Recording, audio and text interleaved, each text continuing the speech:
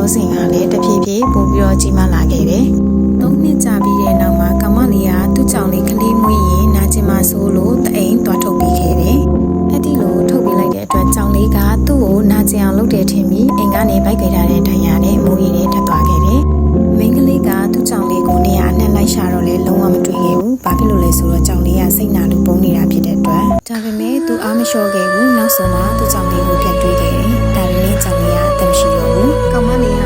သူ့ကြောင့်လေးတေးရတာဆိုပြီးလုံးဝယူကြုံနေရဖြစ်ခဲ့ရတယ်။ဒါပေမဲ့သူ့ကြောင့်လေးကသူ့သခင်မအောင်ချက်တဲ့အတွက်အိမ်မက်ထဲမှာလာပြီးနှုတ်ဆက်သွားခဲ့တယ်။ကောင်မလေးကလည်းသူ့ကြောင့်လေးအတွက်ကုသိုလ်ကောင်းမှုတွေလုပ်ရင်းနဲ့အခုထက်ထိသူ့ကြောင့်လေးကိုလုံးဝမေ့မရခဲ့ဘူး။လူတိုင်းမှာမေ့လို့မရတဲ့အဖြစ်ပြက်လာမှဆိုတာရှိပါတယ်။အထူးသဖြင့်တရိษံချစ်တဲ့သူတွေဆိုကိုနားလည်ပါလိမ့်မယ်။ရေဆက်ဆိုတာဆုံးခြင်းဘယ်လိုမှတားလို့မရတယ်လို့ပုံသွားရင်လည်းလုံးဝဆွဲထားလို့မရဘူးဆိုတာကို